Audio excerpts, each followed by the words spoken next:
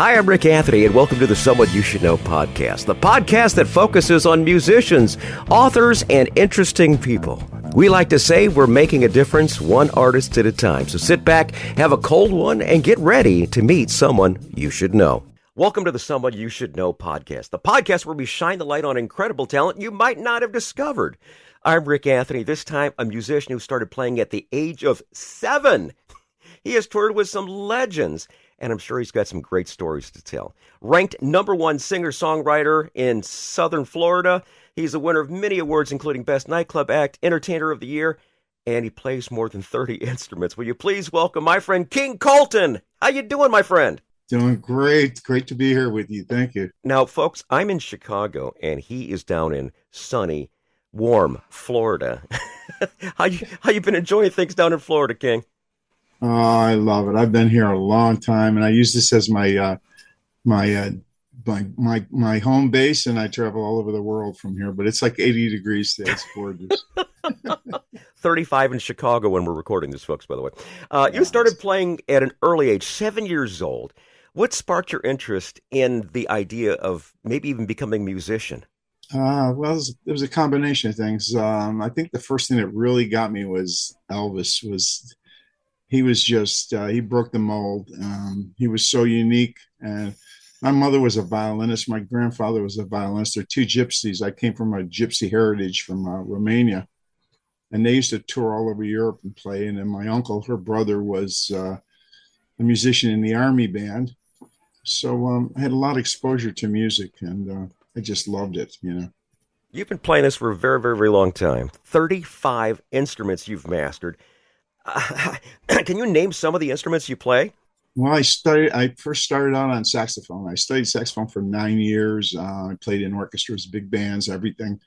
That was my first year was saxophone studies. My second year, I got a drum set. I started playing drums. A couple years later, I got a guitar and a clarinet. I started playing those. And then I walked into a church when I was 12 years old. I saw this piano. I sat down. I said, I'm going to do this. And I sat down. And I played it. I played it right there and then. And you, sir, are very, very gifted. I should ask you, what instruments can't you play? Because it's one of those situations. Seems like you sit down and just pick up anything. Joining a Motown band at very early age, that had to be an incredible experience. How did that opportunity come about? It was crazy. It was insane. I was a music teacher. I was still in high school, and I was teaching music. I had about 80 students a week, and then I got a phone call one day at the store saying, this is a group calling you from Motown. We got your name from a friend of yours. They said you played bass guitar, which I really didn't play bass that much. I played a little bit, but not, it wasn't my top instrument. And they said, we have the #1 song, right? Or number 9. It was number 9 on the charts in Detroit. And it's climbing with a bullet. And we'd like to know if you'd like to join the band. I said, how soon can I start? I quit teaching. Their manager came and picked me up. And first time I actually was out of the state I was living in New York at the time, Buffalo. And what was the band? It was called at that time Lynn Terry and the LaSalles, but the recording name that we used for all the records was the Buena Vistas. The Buena Vistas. Awesome. Yep. Very good. We did the record Here Come the Judge, which hit #1 in every country in the world. Oh, be darned. Gosh, that's wonderful. Other Motown acts that you worked with? Oh my God. Let's see. Temptations a lot with the Temptations. Love them. Four Tops, Martha Reeves and the Vandellas. Four Tops was one of the highlights. Mm-hmm. I worked with I'm not sure if they were signed, but the Impressions with Curtis Mayfield. I worked with them. Wow. So not only Motown, you were working in Philadelphia too, because a lot of those acts are out of Philly. Yeah, they were out of there, and even Sam and Dave, Sam Moore, I worked with a lot. Who was my favorite. I love that. Because I love their music as well too. Speaking of music, let's play some music. This one here is called "I Surrender." What is the backstory on "I Surrender"? Well, I'm a Christian, and to me, surrendering is giving up control that you have, thinking that you have control, and it's really God in control. But it also applies to relationships. being able to coordinate, being able to give in when you need to, breaking down the barriers, keeping the ego at bay. And on this song, in all my songs, in all my albums, I have 7 albums released. I play all the instruments. I write, produce, arrange. I do everything from A to Z. I even design the covers, and I do everything. Jeez. So, yeah, it's great. A lot of work. It takes 1 year to finish a CD. You, sir, are very gifted in just about anything you touch, as far as from writing music to playing instruments to engineering the whole thing to creating the artwork and everything. You, sir, are quite an artist. It's crazy. I think it's a blessing. I am totally blessed. Yeah, the good Lord has definitely blessed you for sure. Here is I Surrender from today's podcast guest, King Colton.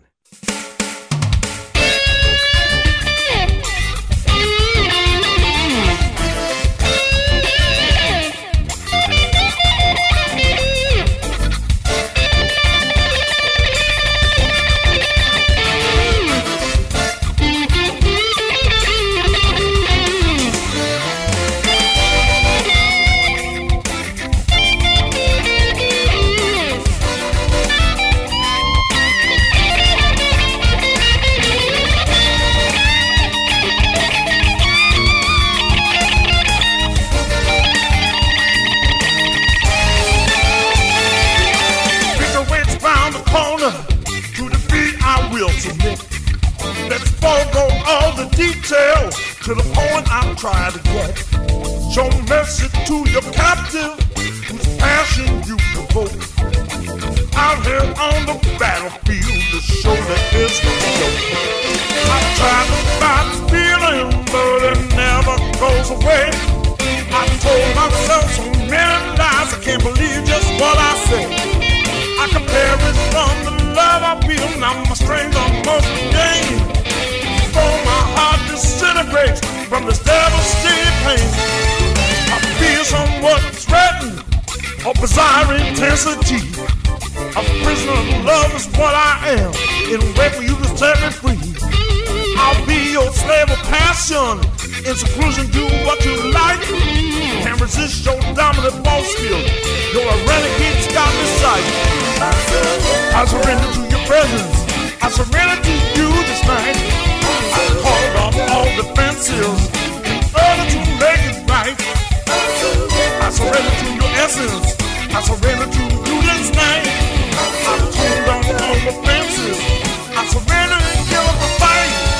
This pointless psychodrama has a final curtain call.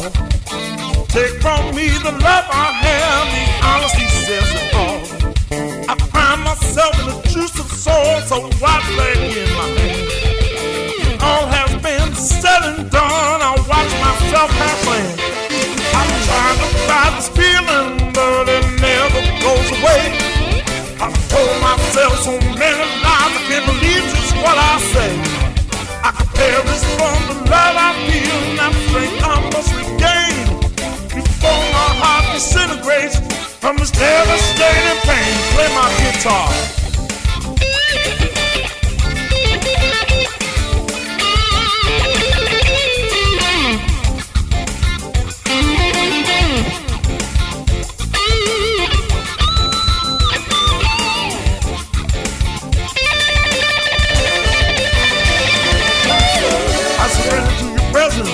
I surrender to you this night.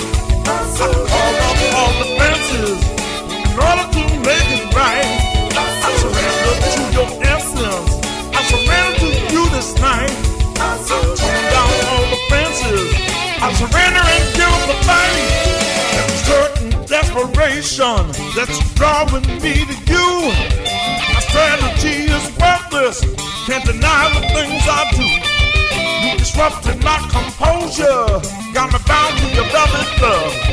You're an undercover angel, redemption spontaneous.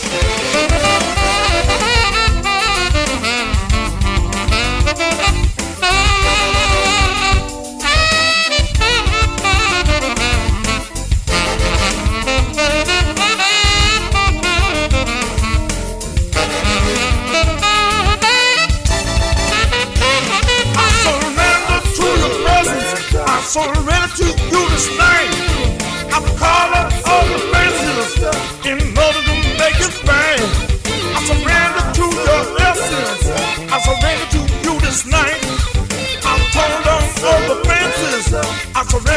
give up the fight. I surrender, give up the fight. That's I Surrender from today's podcast guest, King Colton. More great music and great stories coming your way in just a couple of minutes.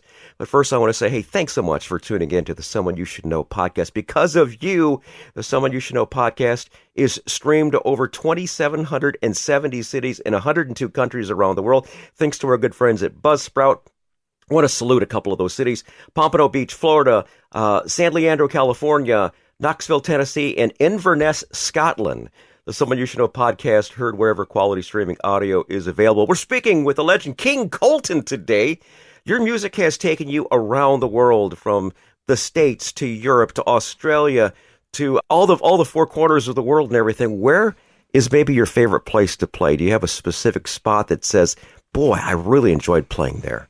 There's quite a few. I mean, I lived all over the world, but I liked Toronto. I liked playing in like Sydney, Australia. I loved Australia. London, I played the London Palladium, sold out 2 shows there. Madison Square Garden, I played there 3 times in Radio City Music Hall, so that's a big one. LA, I played all the biggest places in LA, from the Universal Amphitheater, the Greek Theater, Hollywood Bowl. So I did the biggest concerts in the world. And then the biggest one was actually in Miami at the Bayfront Amphitheater for 100,000 people. That was the ultimate. Wonderful, wonderful. Touring with legends like Dion, DiMucci, and Little Eva. I'm sure you've got some really interesting stories to tell. Would you mind sharing a couple of those unforgettable moments? Oh, well, with Dion, I did 11 world tours, and I remember a couple of times that were pretty amazing. One time we did a concert outside. It was a big outdoor concert, probably about 20,000 people. We were on an outdoor stage, and there was an infestation of bees, and they were flying all around me. Oh my God. And I was afraid, man, I was going to get stung. And you had to stand there. There's no way you could, you can't start swatting bees or do anything like that. So I just had to pray and say that, I hope I don't get stung. That's like a Tales from the Road. That's a great one right there. My goodness gracious, King. That was nuts. One other one with Dion was we played in a place called Coeur d'Alene, which is right on the border. Idaho, yeah. Mm-hmm.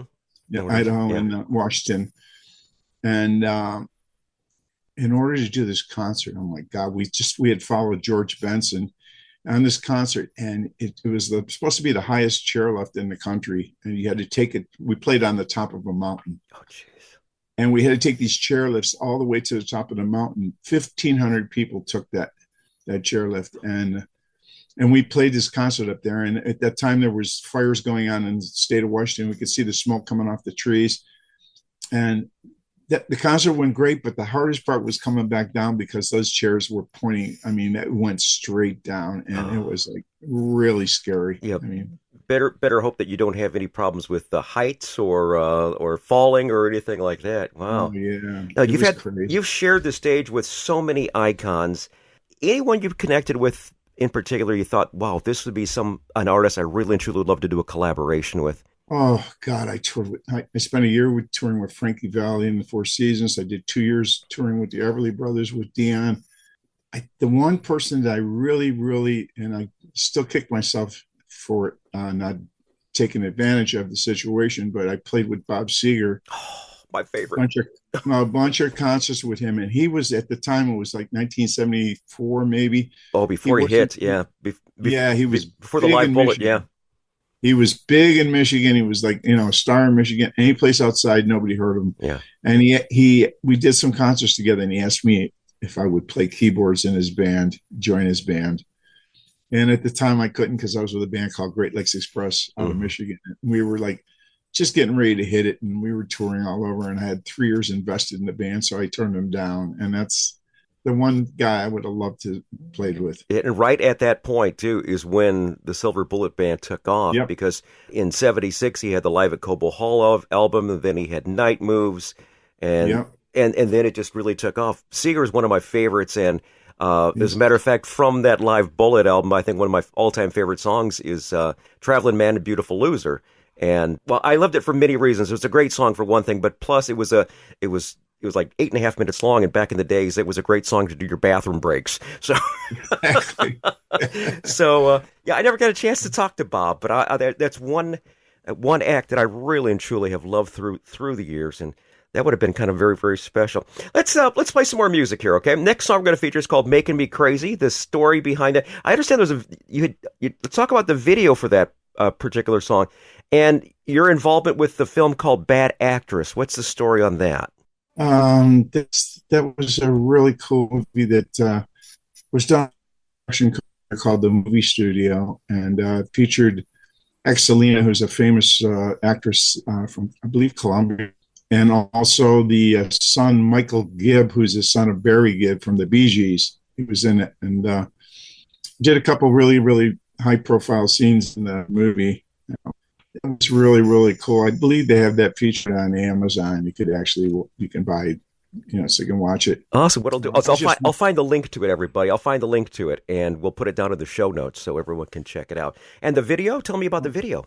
The video was shot by that movie company. Oh, okay. And, they came in with the railroad tracks and the whole bit. I mean, they really shot a great video of that. And the funny part of it was they used the soundtrack of me playing all the instruments, and everybody just kind of lip synced to it. So you hear this great performance by these guys, and it's actually me playing everything. Oh, I love it. Love it. Let's feature the song right now. And once again, check the show notes. We'll try to find the movie and, of course, the video, too. Here's Making Me Crazy from today's podcast guest, King Colton.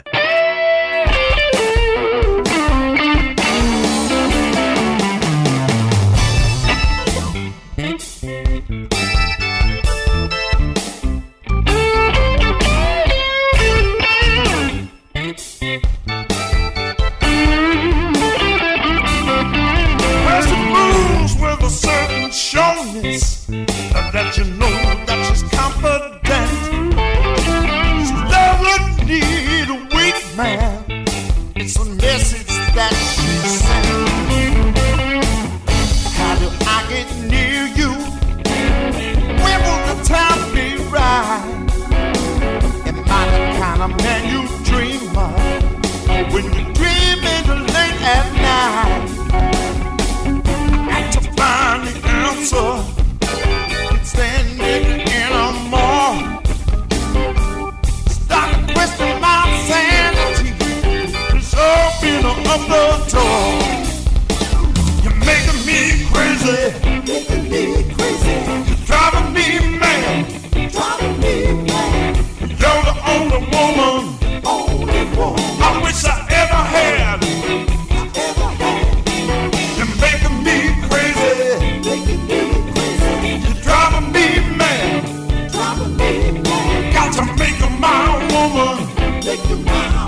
Cause I need you so bad. Hey. Listen.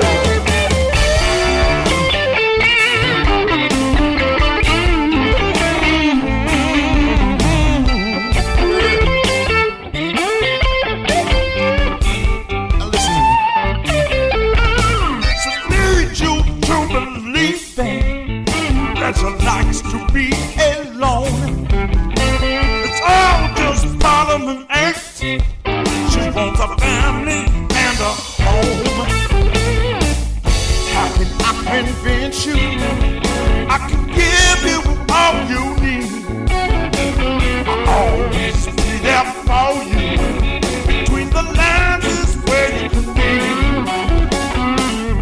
All this very love and what they say. All I want is to be by your side. I want you to be on mine. Cause my love, I just can't hide. You're making me crazy. You're driving me mad. You're the only woman I wish I ever had. You're making me crazy. You're driving me mad. Got to make you my woman.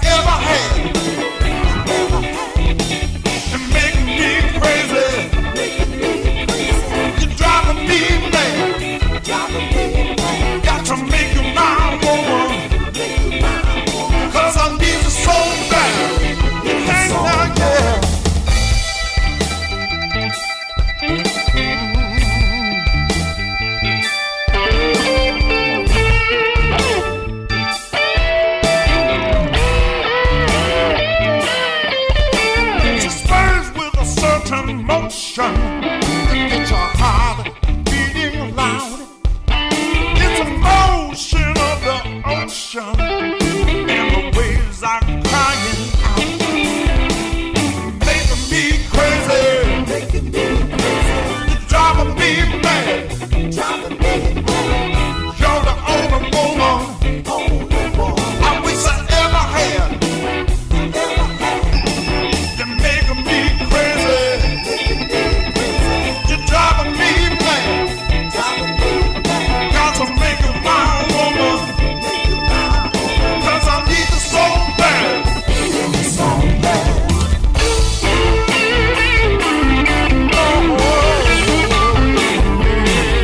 That's Making Me Crazy from King Colton. He's our guest this time on the Someone You Should Know podcast. 7 albums released and over 1 million fans worldwide. What's the most rewarding part of your journey so far? God, you know, I'm grateful for every little thing, man. Like I say, I'm a Christian. I own a charity. I work with the homeless. I do all that kind of, I just love it. I have to give back for what I've gotten. I mean, I know what the odds are of somebody experiencing what I've experienced. And it's just everything that I do, I just thank God for. I mean, I did one of the greatest tours I ever did was almost a month and a half across the whole UK, all of England, Scotland, speaking of Scotland, and Wales. And I did that with what a tour it was. I was with Little Eva and Bobby V, Brian Hyland, Chris Montez, who the Beatles opened for. Yeah. And Johnny, what's his name? He did Run and Bear, Johnny Preston. And we had an entourage in a double-decker bus that the Rolling Stones used. It was a double-decker bus that did the whole country. It was amazing. You have lived a very blessed life, sir. What about plans What about plans for 2025? What should we be looking for this year? I'd love to just hang in the Caribbean. That would be my dream. Unfortunately, I have a lot of bookings. I have a band called King Colton and the Blue Skulls, and we're doing a lot of blues. I do some of my originals, and we have shows booked all the way into 2026. In fact, we're looking for some tours and some blues festivals and some concerts. So anybody out there hears the podcast that has the opportunity to do something like that, drop his name, and I'll put a way to connect to him in the show notes also. Okay, gang. So listen, if you're involved with anything as far as planning any blues fest, get a hold of King Colton here, and I'm sure he and his band would love to play that. Let's talk about socials. What's the best way for people to reach you? I know you've got a website. What's the best way for people to reach you? Absolutely. You can get my CDs, and you can contact me through, it's just kingcolton.com, okay. GCOLTON. And then my personal email is kingcolton@comcast.net. It's COMCAST. All right. .net. Awesome. Very good. Now, you've talked a little bit about this earlier as far as your Tales from the Roads with Dion, as far as with the bees. And is there any other ones that kind of come to mind that you'd like to regale with us in your many, many years of being on the road? Oh, I got a whole bunch of them. There's one I was touring with. The band that I turned down Seeger for was called Great Lakes Express. And we were touring through Canada, and we had this Army transporter bus that we bought in Canada, and we were up in the wilderness in a place called Kappa's Casing, which there's nobody there except the Indians, the lumberjacks, and bears, and sub-zero temperatures, and the bus breaking down in the middle of nowhere. You could hear, oh my God! I mean, in the summer it was black flies that would come and attack and bite and leave welts. And in the winter, it was wolves and bears and freezing temperatures. Jeez. I mean, and it kept breaking down. It was, oh my God. And you survived to tell the tale. That's the most important thing about these tales from the road. Okay. You've got a bunch of accolades. #1 singer-songwriter in Southern Florida, winner of many awards, including Best Nightclub Act and Entertainer of the Year. Since the last song we're going to feature is a live cut called Serious Love, can you tell us about performing live and what people can expect when they come to see you this year?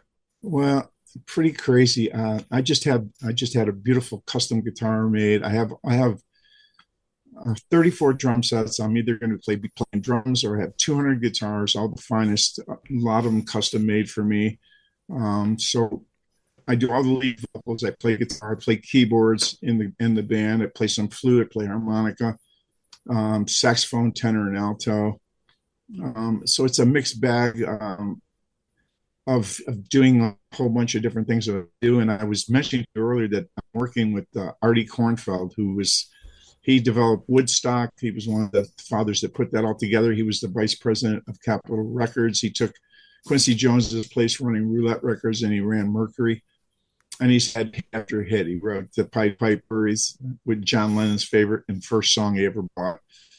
And his discography is incredible. It's amazing. Very good. Tell us about the song "Serious Love." What's the story on the backstory on that one? "Serious Love," I recorded with I did in the studio with Tom Dowd, who did he did Ray Charles, Aretha Franklin, the Young Rascals. He did everybody. He probably was one of the greatest producers in the world. He was on Atlantic, and I worked with him doing that. So when we did this, we did a live video that was actually directed by a guy who worked on the TV show Northern Exposure, Woody Wilson. Oh my God, I love that show. Yeah, I did too. It was my favorite. He was one of the best movie directors. I did another movie with him too called The Spacey Brothers. In fact, speaking of movies, I just want to mention this. I did a movie with Johnny Depp called Rockin' Hard Place, Another Night at the Agora. And it was an incredible movie. So we'll have to find that one too and put that in the show notes, because I want everyone to check out everything that this man has got going on here, from his great music to his social media to his website and everything. King, it's been a real enjoyment to have you on the show. I hope you had a good time with us this morning, and I hope you really and truly enjoyed being on part of the Someone You Should Know podcast family. I love it. You have a little smooth way of bringing me through all those memories, and really enjoy it. I want to thank you for having me on. Really do. Ladies and gentlemen, King Colton. People think that life's a game, and when they play it, such a shame. I don't believe in hit and run. Fitness pointing, lose a one. I don't need a serious love. I need a furious love. I need a serious love to get me through my life. People acting like a child. Games of love keep running wild. Sit down and take a look inside. Each stranger don't know where to hide. I need a serious love. I need a furious love. I need a serious love to get me through my life.